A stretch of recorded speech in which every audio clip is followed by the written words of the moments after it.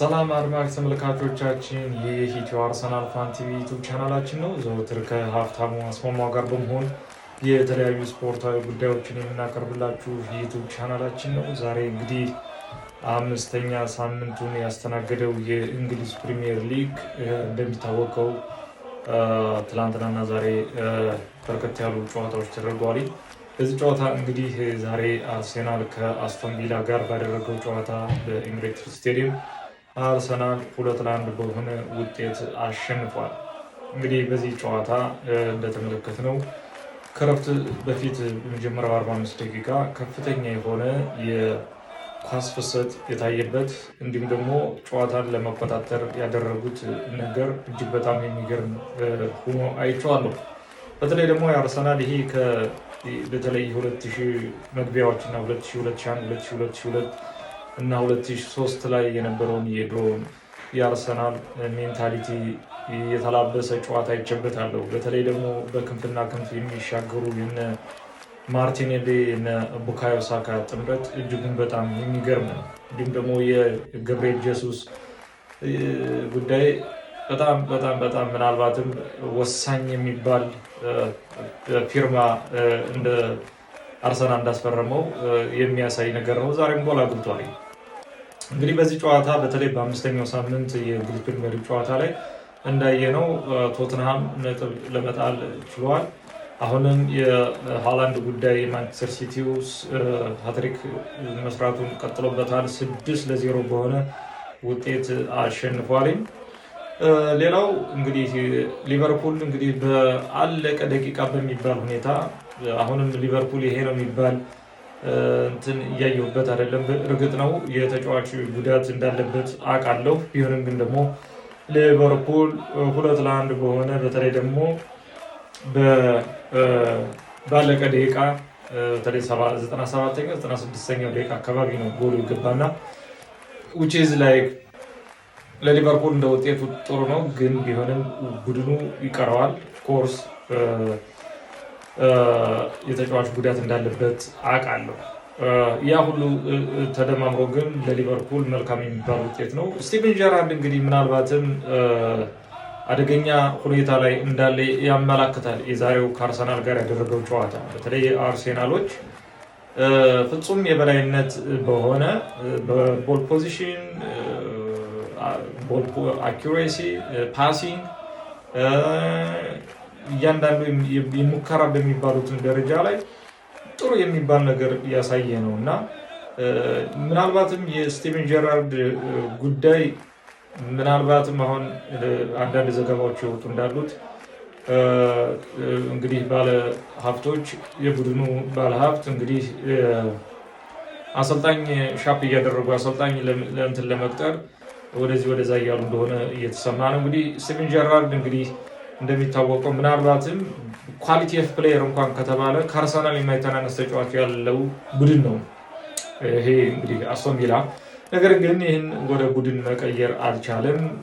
ሁለትና ላስት ይርም አሁንም ቻንስ ሰጥቶታል። በተለይ ደግሞ አጀማመሩ እጅግ በጣም የሚያስጠላ ሆኗል። ምናልባትም ቀጣይ ሳምንት ከማንቸስተር ሲቲ ጋር ነው። አይ ዶንት ቲንክ ጀራርድ ይቆያል የሚል ግምት አይኖረኝም። ምናልባት ሊያሰናብቱት ይችላሉ። ሌላው ተሰናባች እንግዲህ የኤቨርተኑ ፍራንክ ላምፓርድ ነው። ፍራንክ ላምፓርድ እሱም እንዲሁ የላስት ይር በአጣብቂኝ እና እጅግም በጣም በሚደንቅ ሁኔታ ነው ከወራጅ ቀጠና የተረፈው። ይሄ ነው የሚባል ፐርፎርማንስ እና ቡድኑን አልታደገም። እንግዲህ ኤቨርተን እንደምታውቁት ከነ አርሰናል ከነ ቶትናም ከነ ዌስትሃም ቀጥል በተለይ ደግሞ በዚህ እንግዲህ ካሉት ክለቦች 4ኛ እና 5ኛ ነው በከፍተኛ ገንዘብ በማውጣት ለትራንስፈር ዊንዶው። ስለዚህ ምናልባትም አጀማምሮ ኤቨርተንም የደከመ ነው። እነሱም 17ኛ ደረጃ ነው መሰለኝ ያሉትኝ እና ምናልባት እንግዲህ ፍራንክ ላምፓርድም ሁለተኛው ተሰናባች ሊሆን ይችላል እየተባለ እየተነገረ ይገኛል። የኛ አርሴናል እንዴት አያችሁት? አርሴናል ገራሚ ጨዋታ ነው ያደረጉት። የሚገርም ጨዋታ፣ የኳስ አቀባበል፣ የኳስ ፍሰቱ በጣም የሚገርም ነው። ምናልባትም አርሰናል የድሮ አርሰናል የምንለው ነው ያገኘነውና which is fantastic ከበረኛ እስከ አጥቂ ድረስ ያለው የጨዋወት ቅንብር መናበቡ አንዱ ለአንዱ ያላቸው የመሰማማት እንትን ኢቭን ዛሬ በጣም የገረመኝ ተከላካዩ ገብርኤል ማጋሌሽ የተወሰነ ሰዓት ላይ አጥቂ ሆኖ ሲውል ውሏል ማለት ይቻላል። ጎል ለማግባት ያለው ፐኒሽመንት ሙከራዎቹ ለጎል በቃ ወደ ጎል የመጠጋት እንትኑን ስመለከት እጅጉን በጣም ነው የተደነኩት። ምክንያቱም ክለቡ እንደ ክለብ ምን ያህል እንትን እንዳለው የማሸነፈው እንዳለው የሚያመላክት ነው። እንግዲህ አርሰናል እንግዲህ በቀጣይ አሁን እንግዲህ ትራንስፈር ዊንዶው ይዘጋል ዛሬ እና እንግዲህ በዚህ ትራንስፈር ዊንዶው ምናልባት አርሰናል አስደንጋጭ የሆነ ፊርማ ያስፈርማል ብዬ እገምታለሁ። ያ ካልሆነ ግን ምናልባትም ስቲል ኮሽነብል ነው። ጉዳት እያያችሁ ነው። ገና በአምስተኛው ሳምንት ብዙ 3 ተጫዋች ተጎድቷል እና የኔቨር ነው። በዚህ በትሬኒንግ ደግሞ ምን ሊመጣ እንደሚችል አናቅም። ቢሆንም ግን ቀጣይ እንግዲህ በሆም አዌይ ነው ከኦልድ ትራፎርድ የሚደረገው ጨዋታ በማንቸስተር ዩናይትድ እና በአርሰናል ከፍተኛ ግምት ተሰጥቶታል። ማንቸስተሮች ተጠናክረዋል።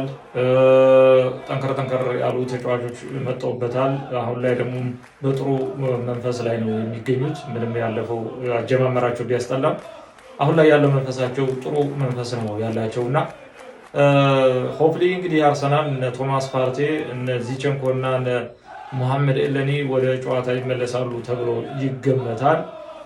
ነገር ግን አሁን ባለው ሁኔታ በተለይም ደግሞ ወይም ዩሪ ቴልማን ወይም ደግሞ ይሄ የዩክሬናዊው የአማካኝ የክንፍ ተጫዋች እሱን ያስፈርማል ተብሎ እየተጠበቀ ይገኛል። እንግዲህ ይሄ እንደ መልካም ዜና እመለከተዋለሁ። ነገር ግን ዛሬ በተደረገው ጨዋታ እጅግ በጣም የሚገርምና የሚደንቅ በጥሩ ብቃት አርሰናል 2-1 በሆነ ውጤት አሸንፏል። እንግዲህ አርሲዎች እንኳን ደስ አላችሁ ማለት እወዳለሁ። በቀጣይ ሳምንት እንግዲህ ከማንቸስተር ዩናይትድ ጋር የሚደረገውን ጨዋታ የቅድመ ትንተናዎችን ይዤላችሁ እቀርባለሁ። እስከዛው ግን አብራችሁን በመሆን ላይክ፣ ሼር እና ሰብስክራይብ ያደረጋችሁ ያሉ ቤተሰቦቻችን በዚሁ አጋጣሚ ቴንኪዩ ማለት እወዳለሁ። ሰላማችሁ ይብዛ።